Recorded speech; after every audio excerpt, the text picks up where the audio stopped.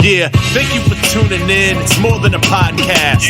Inexhaustible episodes, God's vast. Glorify Him as we broadcast the Lord's grace and God's wrath, more serious than a bomb blast. Full disclosure inside the title. No surprises, simply put, guys with Bibles, yeah.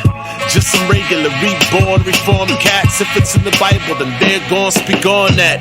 Cause the scripture is the final word. Okay. Competing ideas, quite absurd. Of this you can be quite assured. Yeah. We were lost in the darkness of night, immersed in sin. But then the light emerged. It was the Son of God, divine Christ, that shines light. The word in Genesis that assigned life in hindsight. And was revealed through the prophets and apostles. We magnify and expound on the power of the gospel. Yeah. You are listening to Guys with Bibles, studying scripture, discussing doctrine, glorifying God, with your hosts, John, Scott, and Lee. Hey, what's up, everybody? This is Guys with Bibles. I'm Scott. And I'm Lee. And today we got a special guest on the episode of the Youth Ministry series. This is episode 2 of the series. And we are joined here by Josh McPheron. McPheron, yep. McPheron. You're close. McPheron. I want to put an S on it so bad. Yeah, don't worry. Like, apparently my mom did an ancestry thing, and she found out that my ancestors had McPherson. So technically it's right, but it's not right. Ooh. Oh, shoot. Man, Family. all them years lost, you know? See, it's not just Scott who can't spell. Yeah, trust me. Man, that's crazy. So, Josh McPheron. All right, Josh. Hey, so we met. So, just a little brief, little history. Me and him, we met at Union Chapel. He came. He was invited by a friend of the church and was invited to give a presentation of his organization that is getting involved in college ministry. And I felt like this was definitely directed towards like an episode in our youth ministry series. I was like, I got to have this guy on. My wife tried talking me out of it the whole time. I was sitting there listening to his speech, and she's like, please don't embarrass me. And I'm like, I'm going to ask him the question. I'm definitely asking him to be on Guys with Bible. So that's where it went. And now here we are. So right on. All right. So Josh, go ahead and tell them a little bit about yourself and what you're a part of. Well, I'm glad you went for the shameless plug. Thank you for having that boldness that and just went right past your wife. So props to you for that. Yeah, so my name is Josh McPheron. I am on staff with a campus ministry organization called H2O Church.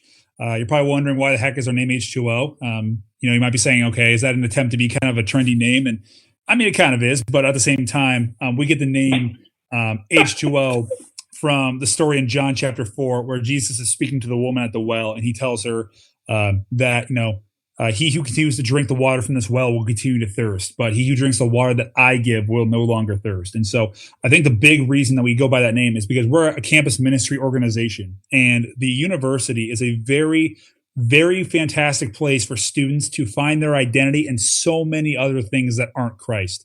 Whether they're, believers coming into college or they're non-believers, it's really easy to wrap your identity in so many other things that the college campus can offer. And that can lead to, well, first of all, a lot of sin, but also a lot of brokenness and hurt. So we want to be able to point people back to the living water, the water that truly satisfies. And that's the water that Jesus provides through his gospel, through the truth. So that is the campus ministry organizations that I'm a part of. We have 10 total churches on 10 major college campuses. That's kind of our goal. We plant churches on major college campuses. And my wife and I are a part of a team that's going to be planting a brand new church in our network. I'm not leading this plant. Some people have asked me that. I am still very young, not there yet. But we are a part of this plant of about 10 to 12 total people. And we are planting at Ohio University this upcoming fall. And we are really excited about this. We are so insanely stoked. We cannot wait to move down there and just spend time just reaching out to college students, evangelizing, serving the community of the city of Athens in all ways that we possibly can. And so the way that we operate is also, for those of you who aren't familiar with H2O, we operate a little bit differently from some other ministries such as Crew or Young Life, which, for the record, we love. We love that they are also on mission on college campuses or towards youth. But the way we operate is a little bit differently in the sense that we identify as a local church as well as a student organization. We have a pastoral team, a board of elders, everything that a traditional local church has. But we're also a student organization, so we're able to do everything that a traditional local church does on the college campus. And so, yeah, that's a very brief version of what we're doing. But yeah, really stoked to be a part of this. I've been praying on being on staff for a couple of years. My wife was doing the same. We just got married this past August, which was really awesome. Her name's Natalie. But yeah, her name's Natalie. She's awesome. And we're both going to be on the staff team together. We both were student leaders with H2O at Bowling Green State University for like the past 3.5 years. That's where we first got plugged into H2O. They were the very first church in our network as well. So in 1984, they were planted. And then we've done a lot of church planting, mainly in the mid to late 2000s. So it's been really awesome. I'm really excited to be a part of it. Awesome. That's really cool.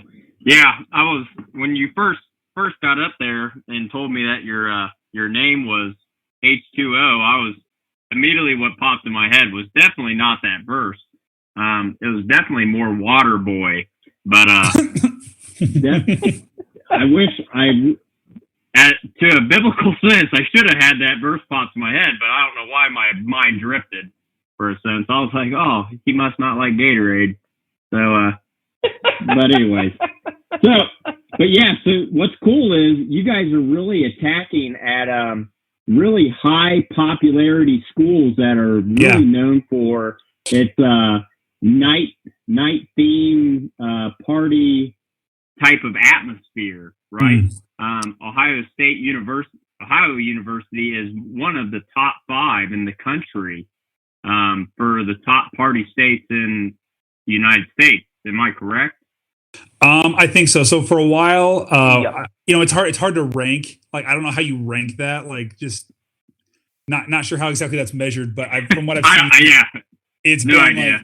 It was like one of the top ones. I found this one website where I think it was always top 2, but I think recently it's dropped a little bit. So clearly someone's slacking off in their game. But so it's got quite. If you ask anyone, I knew it was a party school because I'm a Miami University grad, and the campus would empty out around Halloween, so everybody could go to Athens for the Halloween party. So I'm like, Miami was already pretty much a party school, and if everybody's leaving to go to their party, it must really be a party school. Yeah, it was it definitely does have that reputation. Like, a lot of times when I'm sharing what I'm doing with people, I ask them, like, do you know anything about Ohio University or Athens? And like, one of the first things that if they're familiar with the area, it's always party school. And granted, there are more things that are the basis for why we want to plant at Ohio University, not just the fact it's a party school, but that definitely is a big thing that the campus is known for. Yeah, but Athens is full of many gods, is it not? Yeah, no, I think definitely, every college campus, when we use the term many gods, the reality is, our entire world consists of so many different gods that people seek to worship, whether that's the God of, oneself, or people want to, do what pleases them more than anything else. It's various other gods, but definitely in the city of Athens, I found a statistic that roughly 80% of the population of the city of Athens identifies as non-religious. And, I don't want to say like that statistic. Wow. I don't want to say that statistic is necessarily 100% accurate, because, with the other 20%, one, we don't know where the state of people's hearts were when they took that survey. And also on top of that, we don't know where their hearts have been at since then. So there definitely is. Yeah. There definitely are a lot of challenges down there. We've even heard from, my wife actually heard from someone that Athens was actually referred to as a church planting graveyard at one point. And so, yeah, it's going to be a bit of a challenge, but we're stoked. Yeah, here's an actual, so I'm glad you actually brought that up, because I actually did some research about Athens, and definitely contacted like one of my contacts over the weekend, who's in cahoots with I lost his organization. Barnes. What is that one? What is that organization that he's a part of? Yeah, he's part of Barna Group. But he's actually done a study over Ohio and its territory, and Athens is actually up in the 84% of non-religious. Wow. He says it is continually to grow because of it's such a secular based area and a culturally diverse area. So a lot of different cultures are within that area and coming from all over the United States. So you're getting a lot of rebellion within that area of the gospel itself. So I guess when you said that you heard that it was a church graveyard, church planting graveyard, that kind of resonated and kind of made these numbers really feel really close. And I'm really that's daunting, when you're taking on this type of challenge as a young man and a newlywed, you and your wife and these 12 others are taking on this challenge to go into the trenches of Athens, not Greece, but Athens, where in Ohio, where these college kids are being indoctrinated into the worldly perspective of what a human being should believe, think, and know.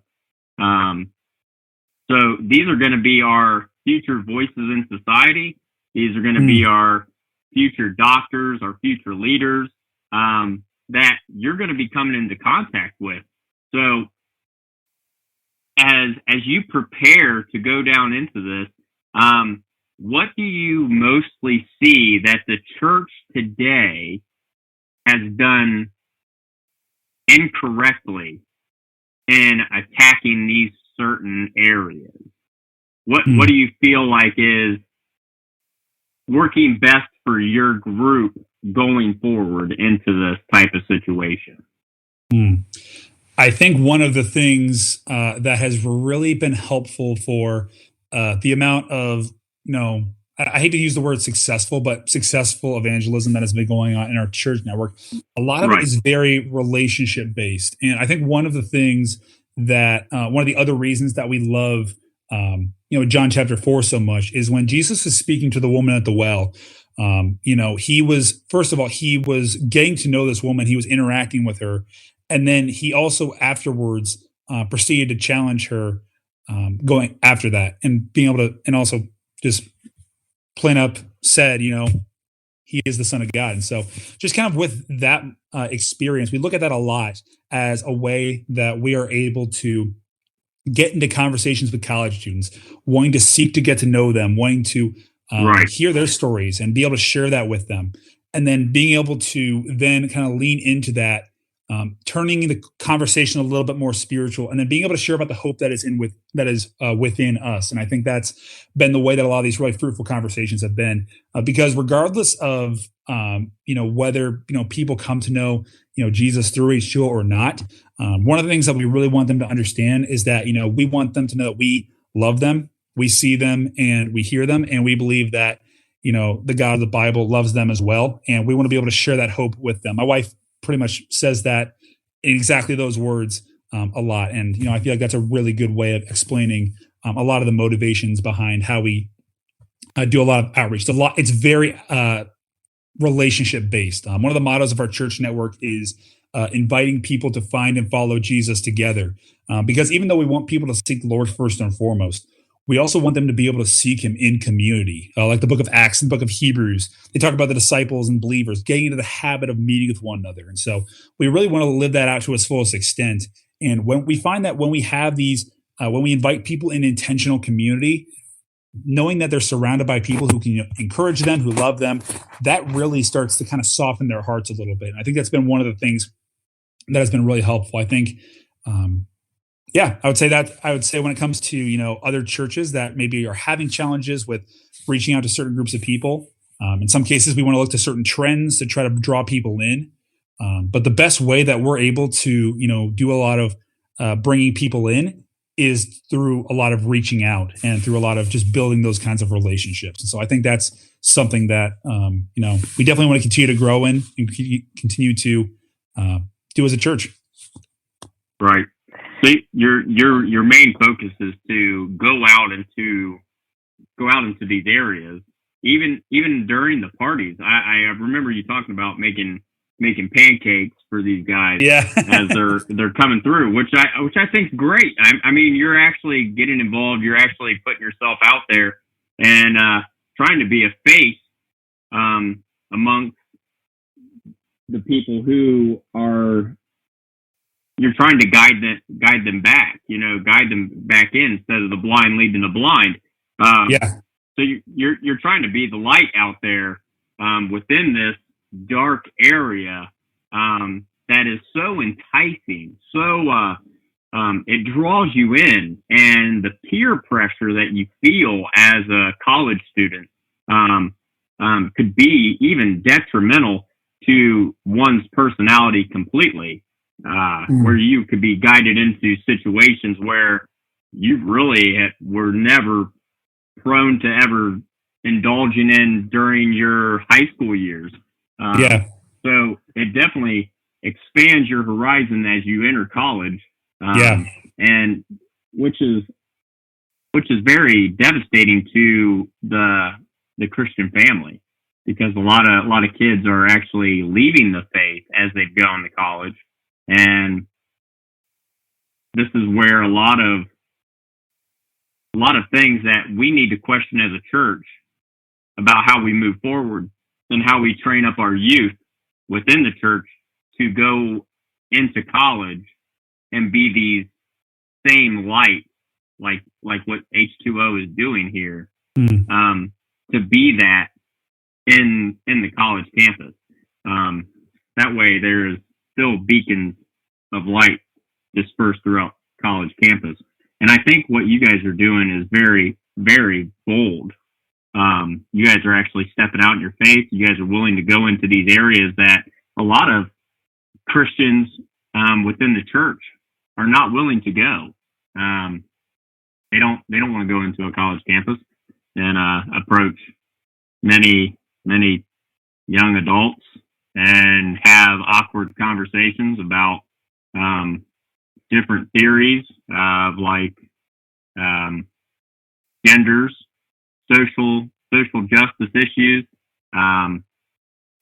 You could get tied into all kinds of relevant propaganda that is going on within society that could drag you down a rabbit hole, and you just don't really know how to answer or respond. And you feel ill-equipped, is what I should say, for certain situations. Have you had any awkward or weird conversations about your when they're questioning your faith and whether or not it is true? Yeah. So I think one thing I would like to preface. So I won't go into my whole story, but basically, when I got to college, I was a believer for about 3 years at that point. And my whole first semester, however, now that was kind of on my own, I was away from the local church I had become a part of. I really began to wrestle with a lot of really tough questions about theology, whether the Bible's true, reliable, those kinds of things. And so pretty much everything that you said about when people ask those kinds of really tough questions, that's become a really big passion of mine. And I would definitely be lying if I said I knew everything. I clearly do not. But I think that's one of the big passions that I've just learned to develop, is just helping other college students wrestle with those kinds of big questions that they might be having, whether it's like misconceptions about Christianity, asking why do we believe this or that, or how do we even know that the Bible is true, like you said. I think when it comes to specifically, when we get into those conversations with students about, how do we know that the Bible's true or our faith is true, I think first of all, we can share about our stories. We can share about what God has been doing in our lives. I think a lot of times in a very experience-based culture, that can't be something that is very powerful. But at the same time, experience does not triumph truth. And so at the same time, we want to make sure that we are also explaining, why we believe, Jesus to be the Son of God objectively, not just with our own personal experiences. I think the ways that I've helped other college students wrestle with that objectively is just taking them through the text, being able to take them through some of their misconceptions, or asking them, hey, why do you not believe this? And then being able to kind of like work through each of those little misconceptions that they have. And and while they're going through that, you're also pointing them back to Jesus. And so I think through that. So I think that's been the best way I've been able to have those conversations. And then on top of that, when it comes to like specifically like moral kinds of questions, like, why do you believe this? Or why does God view this thing XYZ this certain way? Or why is this a sin? Why is this not a sin? Whatever. The reason when that question gets brought up, some of the things that one of the ways I respond to students with, this has kind of been something that I think has given me a lot of peace when I was wrestling, is okay, eliminating that question that you just asked me for a hot second. If the God that we are speaking about is perfect in every way, if he is, perfectly righteous, if he is holy and no one else is holy, if he is all powerful, sovereign, if he is all of these things, first of all, do we believe that? And if so, do we trust this sovereign God and this all-powerful God with his perfect view of, this issue? And so I think that's been, being able to be like, okay, you know what? I may not be able to give you the full explanation that you're looking for as to, why this is the case. But, if God himself believes this, and this is what he is, this is what he has ordained, this is what he's declared as right and wrong, we can trust in that. We can rest in that. It might be hard for us to swallow sometimes, but because God is all knowing, even when we're not, we can kind of rest in that. Exactly. Awesome. That's great. And Lee, do you got any questions? I do have a question, actually. I'm very interested, Josh, in what you were saying about the emphasis of H2O on planting local churches. Maybe you want to talk just briefly a bit about where that conviction comes from at H2O, and what, if any, particular fruits have come out of that dedication. Because I know there's red tape that has to be followed for a group to be an on-campus club or group. What kind of red tape at the same time has been avoided by planting the local church and using that to minister on campus? Yeah, so I think first of all, some of the fruit that I guess I'll start with the red tape. The biggest thing is that yes, these are public universities, but because they're public universities, they do have to allow religious organizations. And so that's kind of how we're able to be able to operate. In addition to that, it's also been just very, we've also prioritized building relationships with the universities. We have a really great relationship with Bowling Green State University. Like we love them up there. It's been really awesome, having been around since 1984.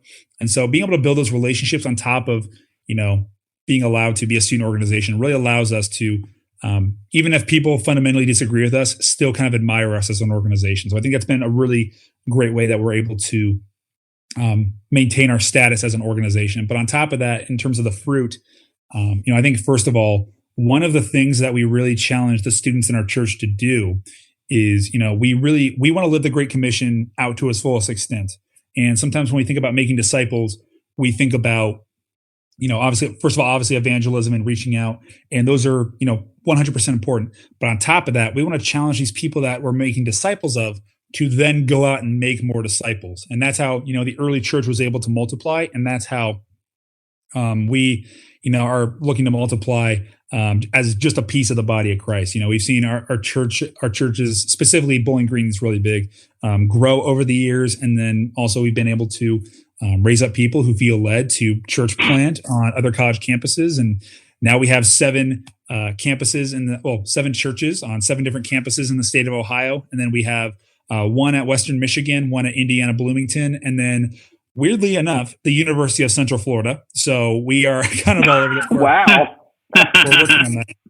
I don't know a ton about the University of Central Florida one, but I do know we're down there, and I know that on all the maps I have, it doesn't include them because it would just like stretch the map out so much. But yeah, so I think it's been just a really cool thing to see. Is just how we really value, proclaiming the gospel and then challenging others to go and proclaim it elsewhere, whether they go into the workforce, wherever else, or to another college campus as a campus missionary, wherever they go. And so I feel like that would be the best answer I can get for that.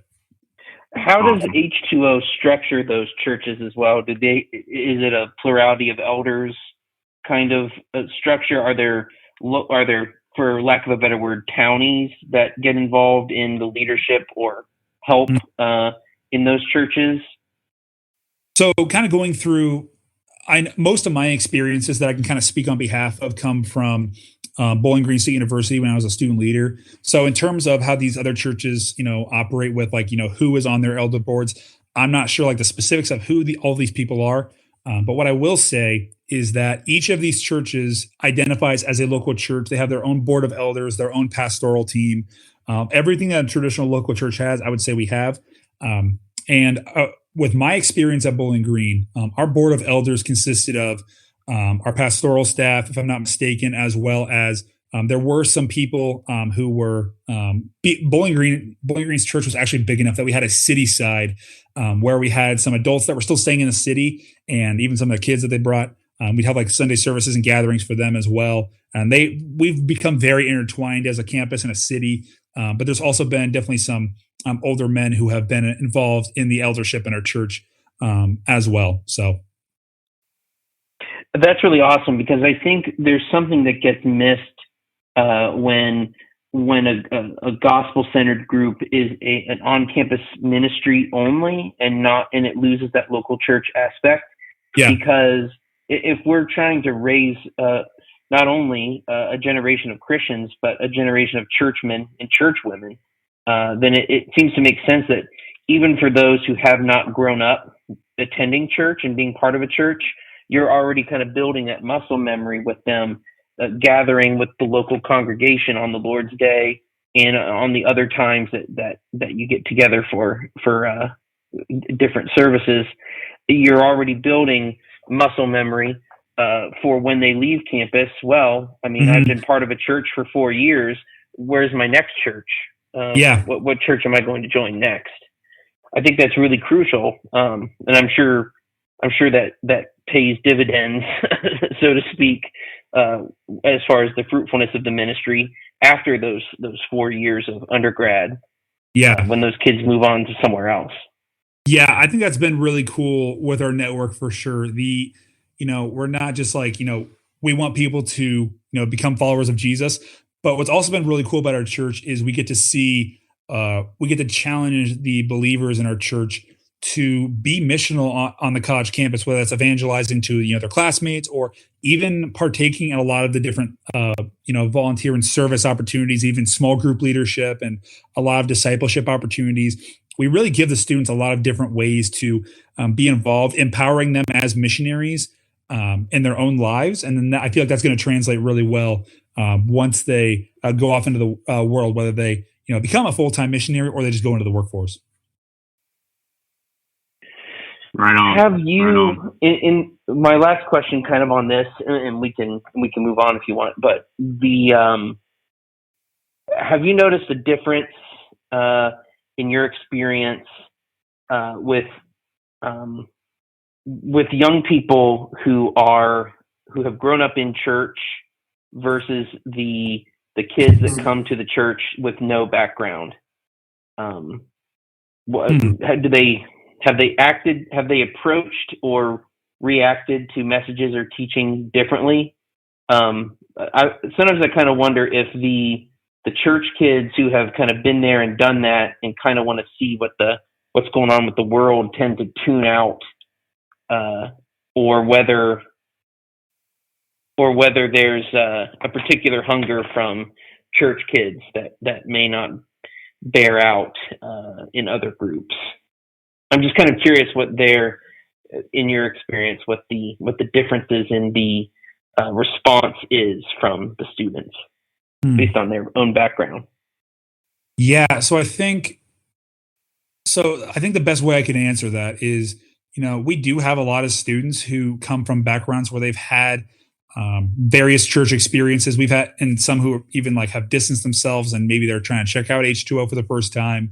And I think with those instances, I would say there are probably two different categories. There's one category where maybe students are they left the church for whatever reason that they may have felt that they didn't want to be a part of it, but it wasn't really on the church. And there might be another group where there are students who are actually going through who went through some sort of church hurt.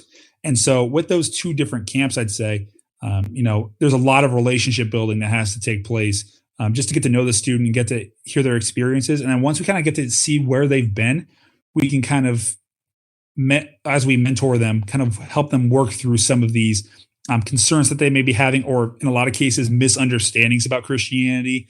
And then as for, students who have had zero experience, I think with them as well, there's a lot of misconceptions about Christianity as well. And so I think when it comes to, both those groups of people, I definitely wouldn't say there's one specific response from, people who have been raised up in church and then kind of left, or people who have had zero church experience.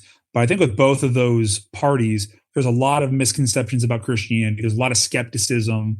And I think one of the things that our church does that's really cool is through the relationship building, be able to work through a lot of those things that they're processing. Awesome. Yeah, I have a feeling a lot of it is a misconception with the Christian worldview.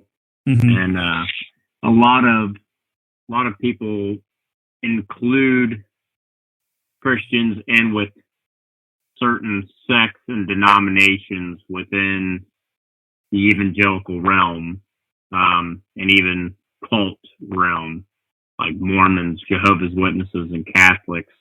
They all seem to collide them with, Protestants, with the different denominations. And I think when you clear the playing field and remove their diluted theology and incorporate a biblical foundation of biblical theology, I think you're able to make a greater connection. And I think that's what you guys are doing, right? You're able to reconstruct the foundation that was previously laid in order to build up a true and more sturdy foundation. Yeah, I would say that's through a biblical perspective. Okay. So that's awesome. That's awesome. And see, what else did I have to ask you?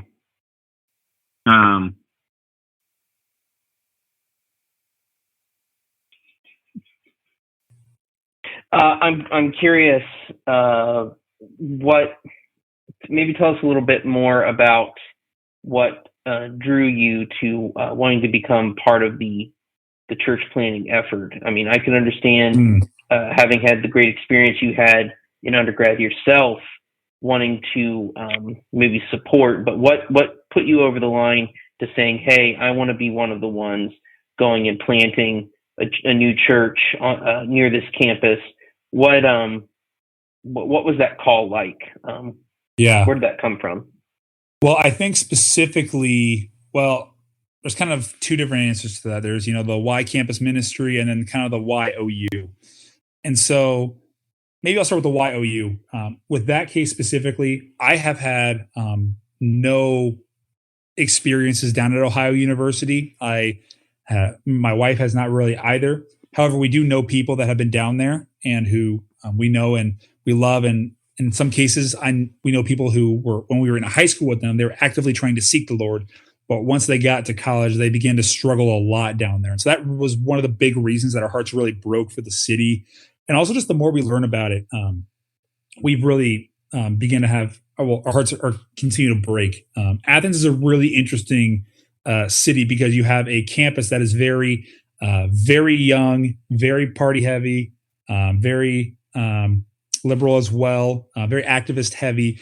And then you have a city around it, which is like the polar opposite. It's very Appalachia. It's a lot of there's a lot of Appalachia poverty down there, a lot of income struggles, and so there's there's these two different culture clashes that are going on down there. Well, one big culture clash between two big groups of people, and so that's just something that's really broken our heart. I even know in Joe Burrow's Heisman speech, if you guys are big football guys, he was even raising awareness for Southeast Ohio and how there's a lot of struggles down there with poverty. And that's actually somewhere he grew up. He grew up like just outside of Ohio University. We actually were in Athens yesterday, and we drove by the stadium that's now Joe Burrow Stadium. So that was super cool. But yeah, so those are, I'd say, some of the big reasons. And then specifically with college ministry, I think the doubts I really wrestled with were a big part of that, just because I got to see other people who were around my age struggling with the same kind of thing and realizing that it was very vulnerable. But I think also the stereotype that once students are in they're in youth group in high school, and it's like there's so much emphasis on, okay, we got to prepare these students for when they get to college, because college will eat them alive, or they're going to have a lot of really big struggles about their faith. And, because of all these thoughts about, college being just the toughest place for, students to maintain their faith, we just want to offer them an opportunity to gather as believers and, surround them with people who are like-minded in the gospel and are like-minded in the truth. And so I think that's been just because I think it's just been one of the biggest reasons that campus ministry has just been, such a big passion of mine. Also, just through, I think, discipling a lot of guys in our church network, specifically at Bowling Green. It's been really cool to see. I've had some really hard conversations with some really awesome guys who are at all ends of the spectrum. I've met some guys who had zero interest in Christianity, got to have long conversations with them. I've met with people who love Jesus and just want to be a part of a good, solid biblical church. And that's been really cool to see as well. And I even like on mission trips that we went on, I think one of the most insane conversations I ever had. We were on a mission trip with H2O to Panama City Beach, Florida, to evangelize and give out free van rides through a really awesome van riding company to spring breakers. And I got into a conversation with a guy for about 3 hours about the reliability of Scripture. And granted, I do not know everything on the subject, and I definitely needed to approach that with a lot of humility. But it was a very long conversation. Even just through all of that, like once I got out of that conversation, I was like, man, we had a really, really deep conversation about the gospel, about the reliability of Scripture, and about Christ. And he's got a lot to think about when he's going back to school. And yeah, it just that whole experience just really blew my breath away. And I can't imagine myself doing anything other than this. That's awesome. That is definitely awesome. Well, dude, I am glad that your heart is called to do this. And dude, I applaud you for walking in the trenches and doing this. And I pray that more will rise up and join this cause, and definitely just come into it with a warm and humble heart, and I just pray that they preach the gospel, and that we do it in a way that we're able to show them the truth instead of Bible beat them to death, and actually build relationships and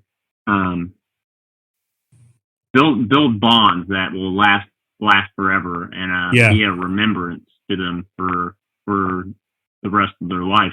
So I pray that we definitely see some growth, and dude, I pray for you and your wife as you guys go into this mission field, and I pray that you're able to gain supporters, and if they want to join your cause and donate to your cause, where would they go?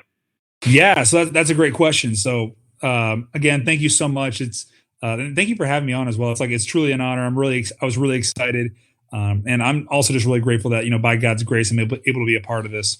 The first thing I would suggest when if people wanted to support me in any way, they are welcome to, reach out to me or reach out. I have social media. Josh _McPheron is my Instagram. And then I also have a Facebook. Josh McPheron's my name. You can find me there. You're also free to email me if you're interested in hearing more at Josh McPheron, MC, as in Paul, HERON, at Reliant, RELIANT.org. And you're welcome to reach out to me that way as well. I'd love to get to know, if anyone wants to hear more, I'd love to get to know you more and share a little bit more about what we're doing, answer any additional questions you may have. But yeah, if you wanted to support me as a missionary in any way, the best way is through Reliant.org. Is the missions Reliant's the mission agency I'm a part of. They're technically who I'm employed by. And on Reliant.org's website, there is a missionary page. There's a missionary search bar. Basically, you can type in my name. It should be just Josh McPheron, my name will pop up, and then there's a picture of me with my wife. And yeah, that's if you wanted to give anything, whether it was recurring or one time. There are those options on the once you hit the Give Now button on the left side of the web page. But so basically, my wife and I are still finishing raising our support. We're praying to be done by April. The main way that we're raising support is through people who would be interested in supporting us monthly. But we do have people on our team at any amount that you can imagine, and also we do have people we do have a lot of one-time givers as well. So whatever your heart feels led to give, love to have you on my team. And I'd also love to get to know you more. That'd be pretty sweet. Right on. All right, awesome, everybody. This is Guys with Bibles. I would like to offer you guys some reading material. Definitely go and check out A Biblical Theology of Youth Ministry by Michael McGarry, and The Juvenilization of American Christianity by Thomas Bergler, and Flawed Church, Faithful God, and Reformed Ecclesiology for the Real World by Joseph D. Small. Go check them out. Get them on Amazon. Definitely great read. Probably be a continuous read because they just keep popping out stuff that you just didn't catch the first time. Also, check out Donovan Riley, Crucifying Religion, How Jesus is the End of Religion. Definitely a great book. Definitely get into them. And also check out our network, The Bar. You can get on The Bar Network. Lee has all the information. Lee? It is all in the show notes. I was like, we lost him. Oh no! Sorry, I muted myself there for a second, so I didn't add any extra background sound to the track. But go to the show notes. We've got the link to the Bar Network in there. Plenty of podcasts to subscribe to. You will benefit greatly, and we'll also make sure to put Josh's contact points in the show notes as well. So all you got to do is click. You could send him an email and ask him how much money he wants. So, oh my God. Glad. No, really, truly. I am only half joking. Anyway, I am only half joking there, but we'd love to hopefully maybe get some extra help toward your ministry. I know money will go a long way in your mission, so I want to make sure that we make it as easy as possible for people to show you some generosity as you head out to the mission field. So well, thank you so much, guys. Josh. That's really kind of you. Really great to meet you. So glad to have you on. And God bless you as you go forward. Thank you guys so much. It's been an honor, and I'm looking forward to keeping you guys posted on all God's doing in Athens. Absolutely, man. Excellent. Stay in touch. Look forward to it. And this is Guys with Bibles, and we are out.